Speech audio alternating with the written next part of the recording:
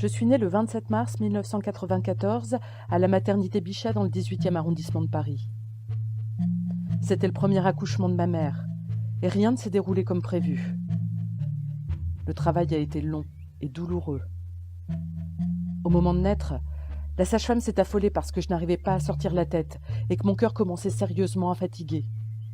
Lorsque le gynéco a brutalement fait éruption dans la salle d'accouchement, il a asséné d'un ton ferme et précipité « Le cordon ! Elle s'étouffe avec le cordon !» Voilà comment tout a commencé pour moi, prise dans un étau entre la vie et la mort. Ce fut dur, intense, mais j'ai réussi. Finalement, c'est grâce à ma pulsion de vie que je l'ai emportée et que je peux vous raconter tout cela aujourd'hui. Cette spirale, elle vit à l'intérieur de chacun de nous. Plus nous apprenons à voir comment elle se manifeste dans notre vie, plus elle révèle son potentiel pour nous aider à mieux nous connaître et à évoluer. En ce moment, je vous donne un aperçu des enjeux du code beige. Plus je le comprends, ce code beige, plus je vois comment il se manifeste dans ma vie. Par exemple, connaître l'histoire de ma naissance, la revivre même, me permet de voir comment j'ai pris l'habitude de réagir face aux contraintes de mon quotidien, de me résigner parfois. Je comprends mieux toutes ces fois dans ma vie où j'ai dû faire des deuils. Chaque fois que j'ai déménagé, qu'une copine a changé d'école, que j'ai quitté la maison de mes parents. Et chaque fois, c'était comme une invitation à passer un seuil, comme la toute première fois quand j'ai quitté le ventre de maman. J'apprends à regarder en face ce qui me fait peur, pour les traverser une bonne fois pour toutes et m'en libérer. Et ce qui est intéressant, c'est que plus je vois, plus j'ai le choix. Avoir encore et encore les mêmes réactions, ou essayer un truc nouveau, prendre le risque de l'inédit, sans savoir ce que ça va donner juste pour apprendre. Apprendre de la vie, découvrir mes ressources cachées, bref, évoluer quoi. Si vous aussi vous voulez vous libérer, être dans votre plein potentiel de vie, alors suivez-moi. Je vous guiderai comme je l'ai été par le professeur Soulker. Ma famille était somme toute ordinaire. Mes parents étaient fous de joie quand je suis née. Vous pensez, la première petite fille de mes grands-parents. J'étais la prunelle de leurs yeux. 3 ans après ma naissance, la famille s'est agrandie avec la venue de mon petit frère. Très jeune, j'ai senti que je ne pouvais pas les décevoir. Mes parents étaient enseignants à l'université. Une longue tradition familiale depuis que mon arrière-grand-père, simple fils d'ouvrier, était devenu un éminent scientifique. J'ai très vite compris que je me devais d'être une excellente élève pour prendre la relève. Je m'y suis attelée, malgré un terrible événement qui marqua à tout jamais mon enfance. J'avais 7 ans.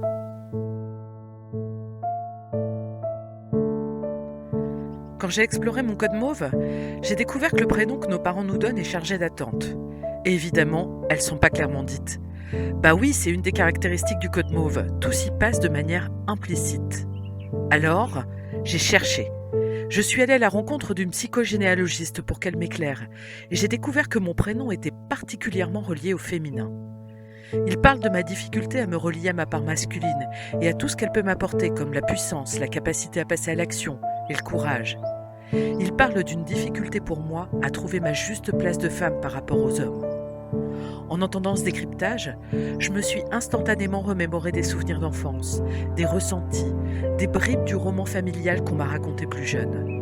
Ça parlait souvent de femmes, mes aïeules, qui ont eu des relations conflictuelles avec les hommes, ou alors qui se sont complètement éclipsés à leur côté.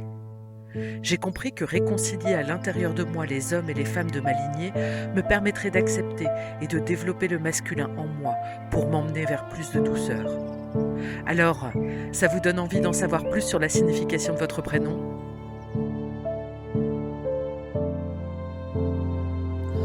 Moi, j'ai souvent eu l'impression que la vie était un combat. J'ai dû me battre pour prendre ma place. D'abord vis-à-vis de mon frère qui avait du mal à accepter que ce soit moi la grande. Et puis à l'école aussi. Un jour, j'ai même cassé la gueule d'un gars qui s'était moqué de moi. C'était ça ou me taper la honte devant toute l'école. J'ai été punie, mais je m'en fichais pas mal. De toute façon, je me sentais souvent en colère, surtout contre mon père qui refusait de me laisser faire ce que je voulais. J'avais l'impression qu'il ne me laissait pas vivre ma vie. J'avais beau user de toutes les stratégies qui me traversaient l'esprit, j'avais bien du mal à parvenir à mes fins. Je refusais d'aller me coucher quand il me le disait, je rechignais à mettre la table chaque soir. Moi, tout ce que je voulais, c'était m'amuser. Mais je devais souvent céder, et face à lui, je me sentais impuissante.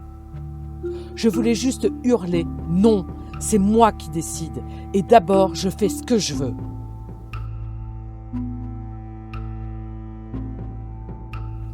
Sacré code bleu, hein. L'intégrer, ça n'a pas été chose facile pour moi qui étais tellement rebelle dans l'âme. Mais peu à peu, j'ai compris. Et je me suis inclinée devant l'ordre nécessaire de toute chose. Être à l'heure à mon travail, attendre dans la file à la caisse du supermarché, payer mes factures dans les délais, respecter le code de la route quand je conduis, écouter Soulker quand il me demande de refaire les conclusions de ma dernière étude. Bon. Mais ce qui a été le plus important pour moi, ça a été d'arrêter de juger mon père et à travers lui, de me juger moi-même. Devenir un juge aimant, plutôt que de porter des jugements à tout bout de champ. En voilà un bel enseignement. J'ai 14 ans et tout à coup, je sens un vent de rébellion monter en moi. C'est la révolution, rien ne va plus. Trop longtemps que je me plie aux règles de mon père, marre du bahut, des profs qui m'imposent des devoirs. Je veux être libre. Alors, j'ai commencé à transgresser l'ordre établi. J'ai fait le mur, j'ai séché les cours. Évidemment, je me suis parfois fait pincer et j'étais privée de sortie. Mais c'était de bonne guerre, vous trouvez pas ? Je rentrais dans des négociations interminables avec mon père. J'avais un point de vue sur tout, le mien. Je jubilais d'avoir mes propres idées, mon propre avis. J'avais l'impression de ne plus être obligée de suivre les dictates, mais de pouvoir choisir mon chemin. C'est à cette période que j'ai découvert mon talent pour le dessin. Et je racontais à mon père, enseignant à la fac, que je voulais devenir tatoueuse. Je vous laisse imaginer sa réaction. Et moi, ça m'amusait. À 16 ans, c'était l'heure de mes premières amours. Et j'ai découvert mon potentiel de séduction pour faire tourner la tête des garçons. Qu'est-ce que j'en ai profité ? Bref, c'était la liberté.